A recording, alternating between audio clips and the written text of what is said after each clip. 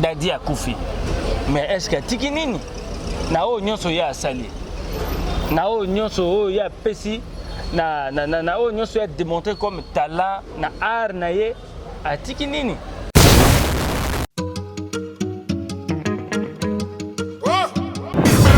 Mati Kasongo. Kasongo Mati. Mati Kasongo. Bon. Hé, garçon, lève-toi vite. Abonne-toi chez Mati Kasongo TV. Parle-en à ta copine aussi.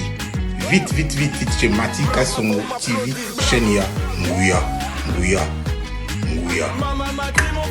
Mati Kasongo TV. Exceptionnel, l'homme qu'on appelle Mati Kasongo, Matkas, de longue date. Comme un petit stade. Aïe.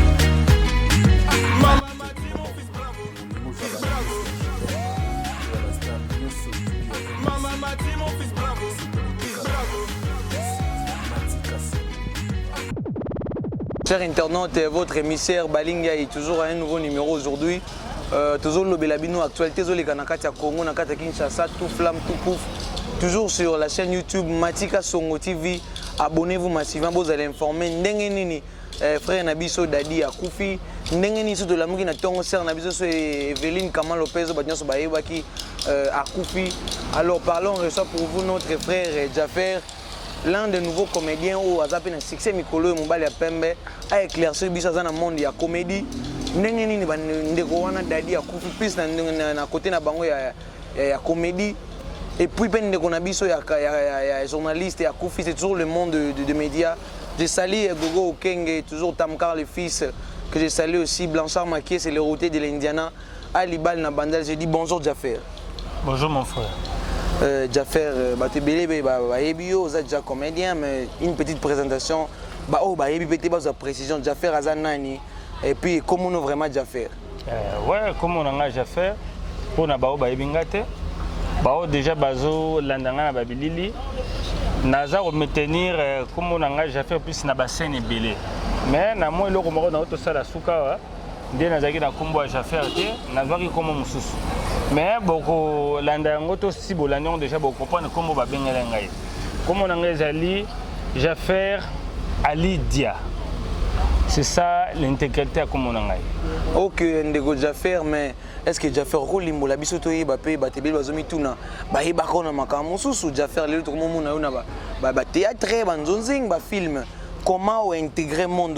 C'était comment Mutatindio, à Kotisio, ou toi-même tu es déjà tu étais comique et puis au côté on est c'est bon, au monde est loco, c'est des gens ils ont la passion. Pourquoi ça peut-être aussi ça la maramousou? Oroluka ata le tout à la longue ata sozo ça n'est pas mon toi ata sozo ça maramousou hors média oroluka toujours rejoindre toujours au évoluer na au ezalaki qui to ozana comme passion comme talent comme don ndeti ngai c'est vrai que nazaki na makamusu sa osala pe na makamuna mamusu na salaka mais au ndeza lokola pension na ngai art vraiment ça pension na ngai voilà Jaffer qui nous explique que sa passion na ye malgré qu'il faisait d'autres trucs mais c'est sentait toujours il doit œuvrer sur ce où il a passion na ye mais Jaffer ndeti tout le monde ba comédien kala par rapport à Bino au besoin intégrer plutôt comédie siko tout le monde ba comédien belé kala ba comme on ba pib ba tiki comédien on a groupe les actions actualité mais Bino ba besoin ya pe bon talent et belé boza vous faites vraiment des choses qui émerveillent les gens ba jeune bazar par rapport à Yopé. Qu'est-ce que tu t'es dit? Est-ce que ça paye plus? Et dit à quoi Batouana Batiki na bango pi plutôt comédie ba comme intégrer na bango publicité. Omoni mboga oyo Congo yando ya otozana ngo comme ba richesse de Dieu c'est kinda sango. Ba ressources naturelles ba richesse et belle otozana ngo mais ando ya wana culture na biso même. Ils appellent déjà une richesse. Namboka otozana bato baleki Jean-Claude Van Damme, baleki ba Michael Jackson, baleki ba star wana nyonso boyi bango bazana ba talent, bazana ba don. Mais moi ba libérer yango comme tel exacté parce que vie socio-économique en mboka na biso ezo permettre te moto se focaliser na eloko moko.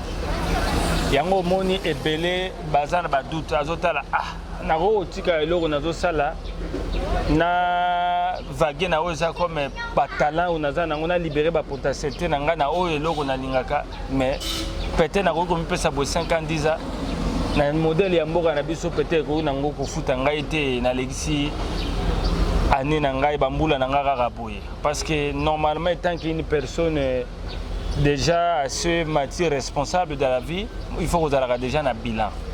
Yango moni batebele vraiment bazon on peut s'enlever comment parce que mboka na biso vraiment ça permet à ce que biso artiste tout se retrouver.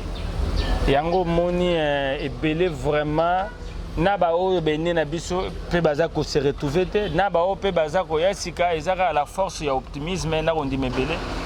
Yango moni tozo miakaka biso peso to koti makambo eza parce que total ke ba aventure et l'équito tika biso to kota makambo ngo mais to luka to pese la babilo ko monza terre à terre te tozo sala art na biso mais en même temps tozo véhiculer pe message ozo landa Vraiment. dans ce sens là ce qui l'état est pour protéger l'intérêt de biso artiste en tout cas bonga bo mona bato baleki ba Chris Brown bato baleki ba star wana nyos boyebi wana mais mboka problème c'est mboka.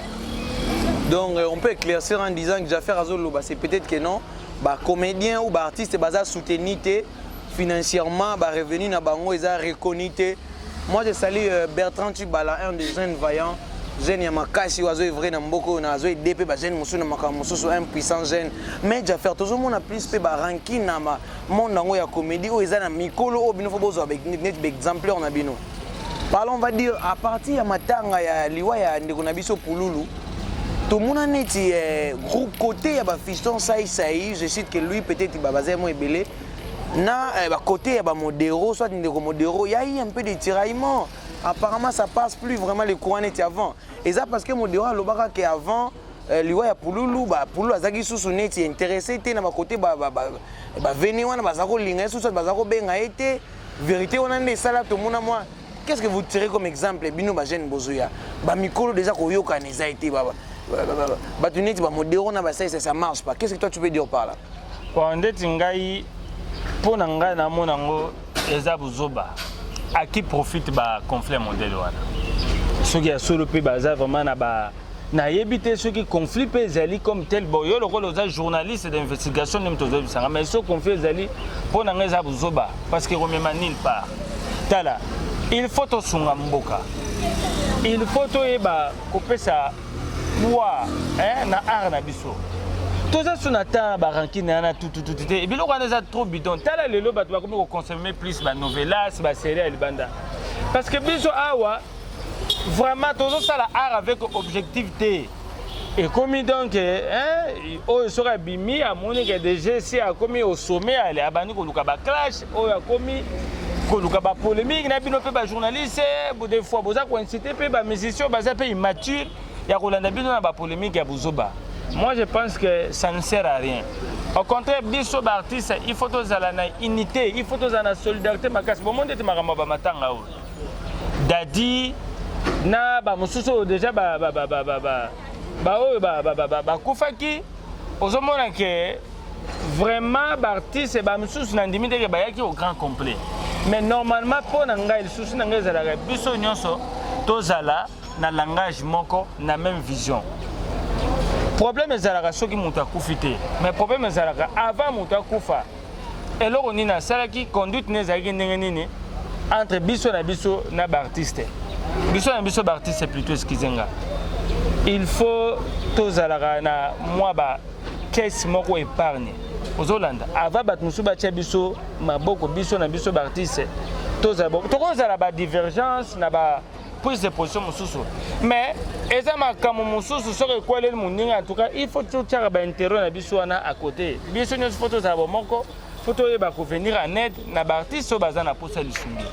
Voilà ndeko Jaffer azo préciser biso mais tokota na makambo ya Dadi ndenge olobi tomoni ndeko na biso et Dadi Dikambala akufi mes condoléances na famille biologique na et puis na famille ya ba comédien congolais na tous les congolais c'est un artiste azaki ko émerveiller biso ko distraire biso ko sekisa biso mais tomoni Dadi akufi ba mususu ba lobi Dadi azako bela depuis kala mais pour anite to mona ka ndenge basalaka fiston ça c'est que ba comédien ou bato basangani batindi vie de loin quelque part il s'est fait soigner maintenant il est là au pays mais dadi azako bela bato baloba te yebana te mona ka azako bela banakala dadi akufi babiloko wana bino boyesika est-ce que quand on est loba kala te faut avoir peut-être ma caisse moko boya épargne quelque part dès qu'il y a un problème vous vous soutenez est-ce que ça idée aux suggérer na bato wana ba yoko tu parles de un truc en passant dadi akufi mais bino bokominga ke boya ko kuna muninga soka kufu peut-être faut veiller à lui aussi tant azobela vous faites n'eng bosala kana bato mususu be bosala na bino nyoso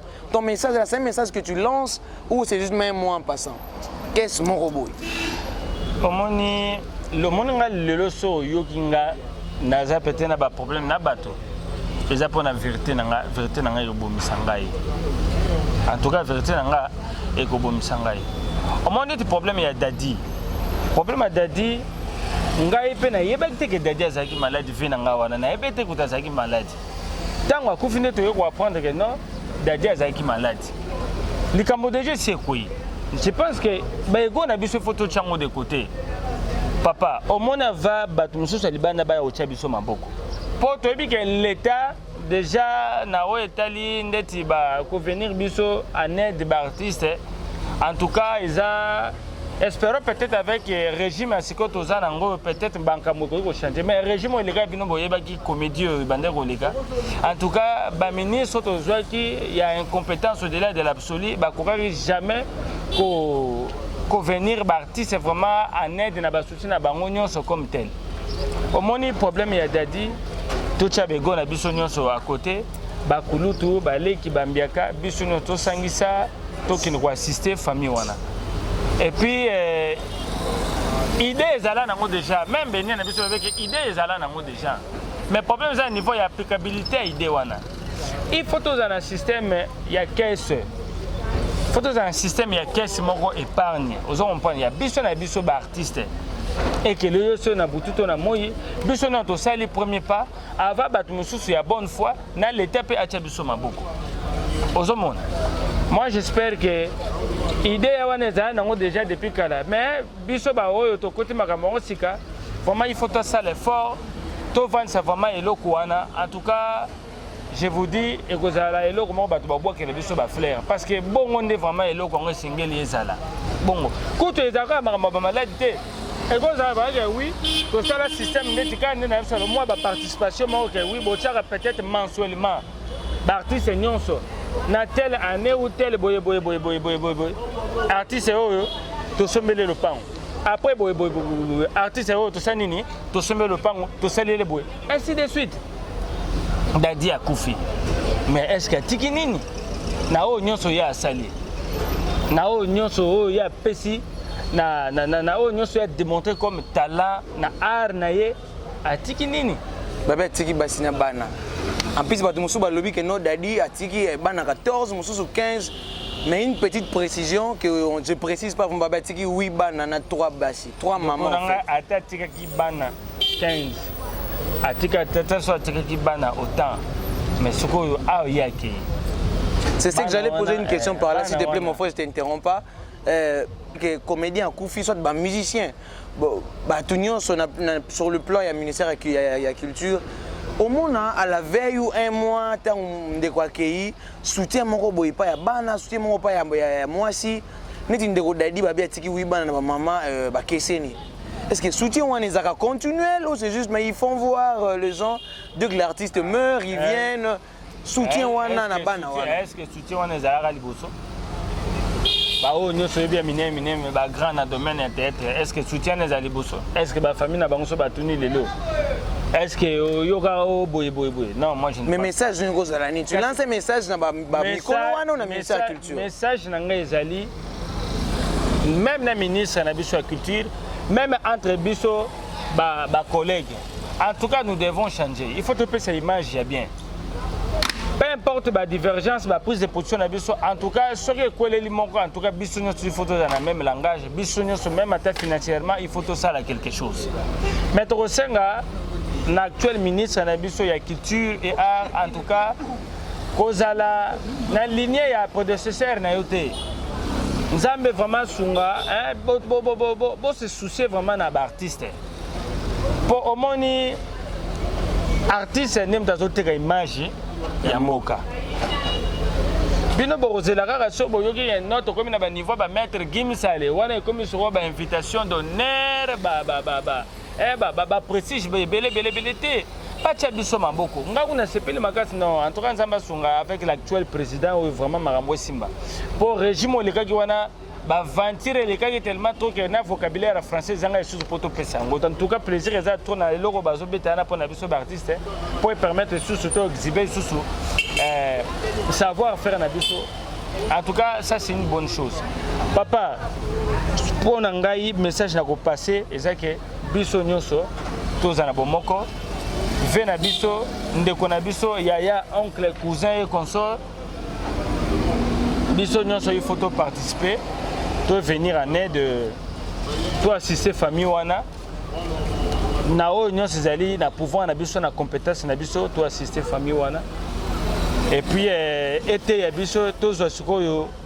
Biso nyonso sa no recensement ba o nyonso bazali ba artiste, ya théâtre, car comédien théâtre, so ça théâtre nous a peut-être plus na oezali dramatique et consort. En tout cas il faut to luka to vanda to yeba nini sengi to sala po ba antivaleur ba mikemiko aussi là parce que au moni na lire mboko eza okendele na o déjà nous avons connu comme des habits. Il faut to ça l'effort to aider pe société na biso lelo na o to zo sala na ba biloko o biso to za ko tourner to véhiculer message bien parce que société oyo en tout cas les mal est profond dans l'homme congolais à tel point que na sata tuna ramuta le peuple on va arriver par là mon frère. Je salue Jacques Bondo Alibal que je vois à mes côtés. En fait Jaffer Nalingena tuna on reste sur le monde de médias. Tovandi sous le binatongo de Konabiso Evelyne Kamal Lopez. Mes condoléances aussi à la famille et moi na Bandal moi c'est à Pembe, elle nous a encore quitté. Aux hommes on a tek tozo perdre kaka ba jeune qui sont encore la force au bazo défendre culture à mboka bazo salaka makama malamu qui partent Pouloulou, Dadi, Evelyne aujourd'hui dans le monde des médias. Tous les journalistes que j'ai salués aussi là où vous êtes, mes condoléances. Azaki, ouais, c'était une chroniqueuse, il y a chaîne Nabis aussi, CBS, que je n'ai pas assez de précision, mais à Koufi en fait. Et Zanini, mon pépin, kaka bazen, bazo kende, kaka mawa, batumoko boye, bazo amener main forte na culture et mboka qu'on sait perdre. Yoko lo bazani, ça passe et ça ba concurrence, ko ouais la ba poste à misala, c'est vraiment dit. Toi tu peux éclaircir ça comment? Comment tu peux voir ça? Bon. Tobota maga, potokufaka. Montunia sa kufa. Mais le problème est qu'il faut mourir pour une bonne raison. Kokufa parce que au salagi mutumero mabe, peut-être ils ont le logomoko memi précipité liwana wana ni mabe mourir pour une bonne raison. Mais biloko na nyosango il faut aimer ma biso to sala bobenga biloko on a le rétrospective. Nani saka nango bana mamba yoka. Il faut aimer ma biso to se ressaisir. Total mais pourquoi makambo tango akala to yebaka ezalaka ba kulutu mais le biso ba jeune peut to komi ko chapwa. Alors qu'est-ce qui ne va pas? Il faut to sala to s'auto-évaluer. To yeba ndenge to za ko tambola entre biso ba collègues to yeba rappeler ndenge ya ko dialogue ya ko zala ensemble pour peut-être côté mbebe za côté pour peut-être moninga za na erreur moko to te ah non que ba tala makambo boy. En tout cas mes condoléances le plus sincère na moi c'est qui toka modèle wana a coupe vraiment à l'âge de fleur. En tout cas ils a passé.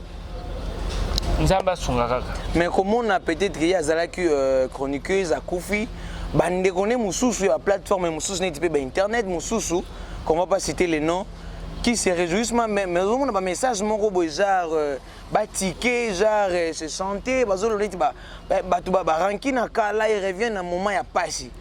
Est-ce que Congolais conscience na ninga muninga na tanga pasi ta kei yo sala belos de mort est-ce que vous mona ngote za yango na yebisa yo Congolais za peuple moko tina lelo sata tunaka mutaloka peuple za ngai pour ma bena peuple oyo eza vraiment très profond vraiment ngana mo Kristo nako sepela na pasi ya mutute ata so balobi ke non parce que salaki mutu boyango ba venger non nako sepela na pasi na été.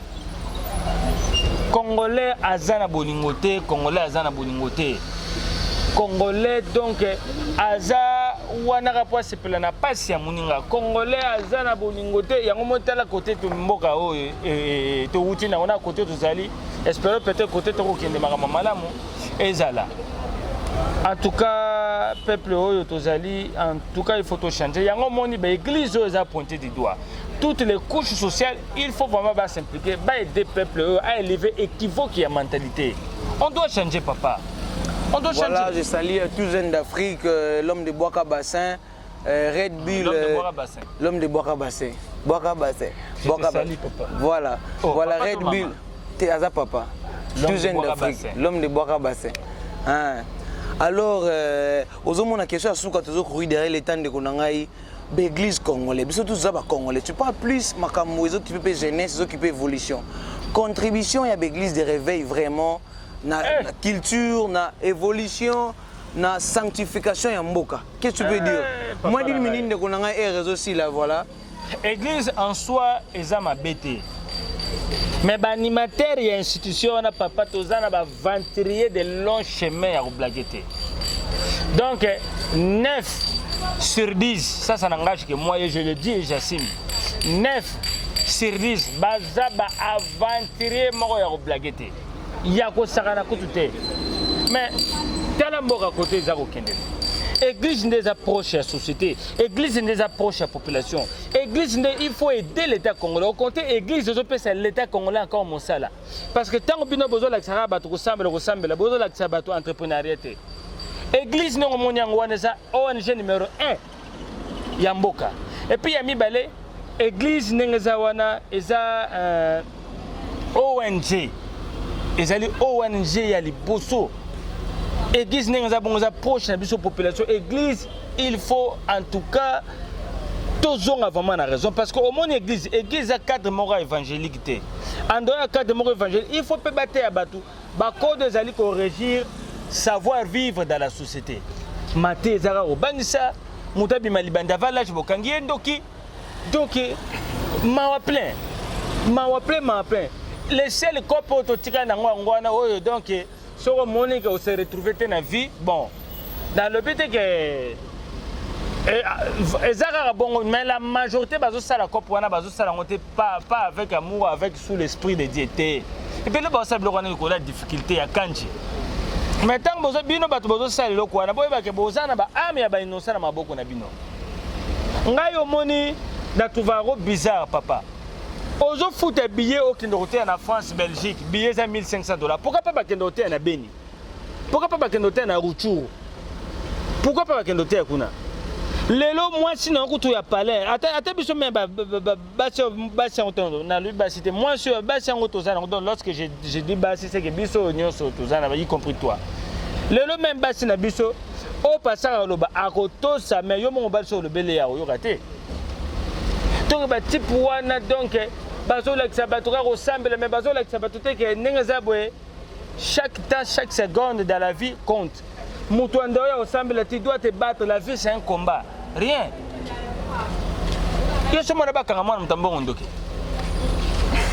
Voilà, nous avons fait un coup derrière les temps.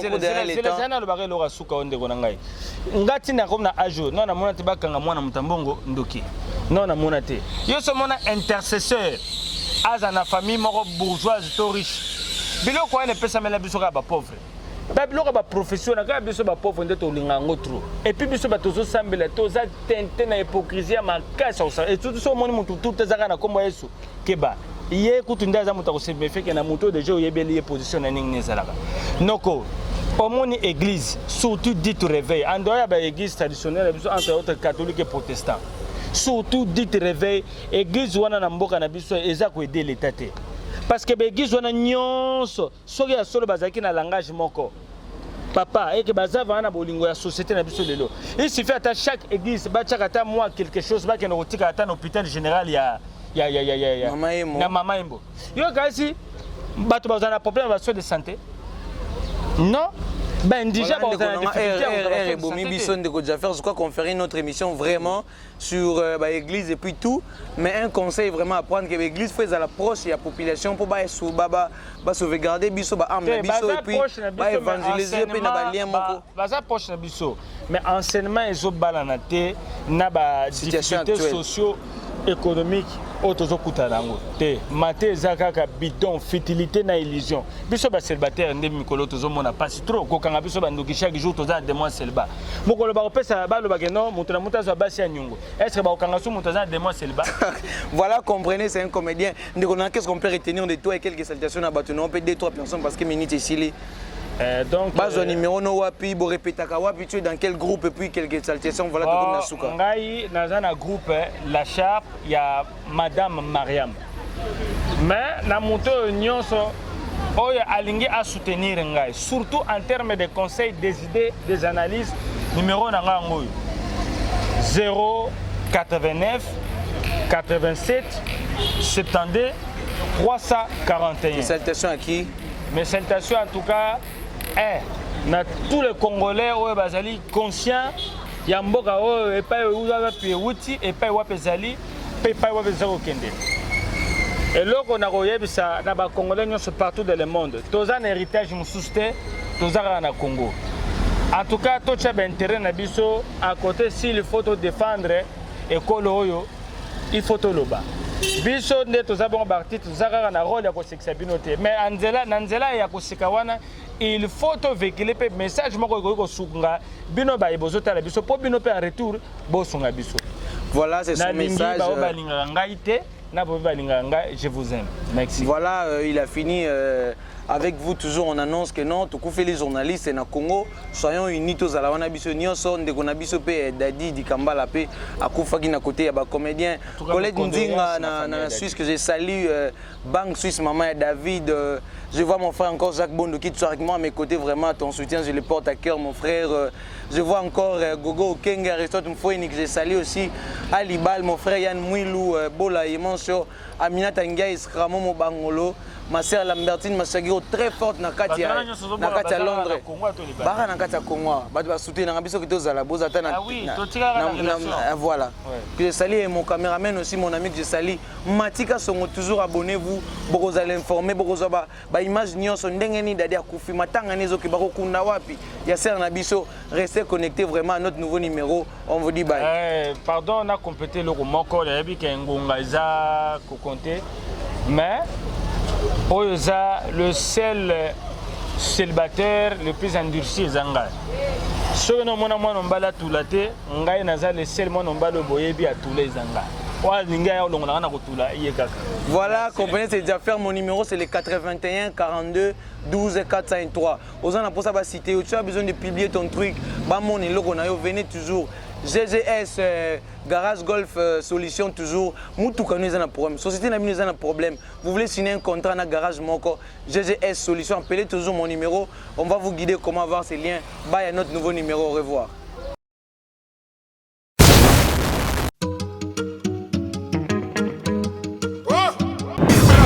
Machi Kasongo. Kasongo Machi. Machi Kasongo. Bon. Hé, garçon, lève-toi vite. Abonne-toi chez Matika Songo TV. Parle-en à ta copine aussi. Vite, vite, vite, vite chez Matika Songo TV. Chenia, Nguya, Nguya, Nguya.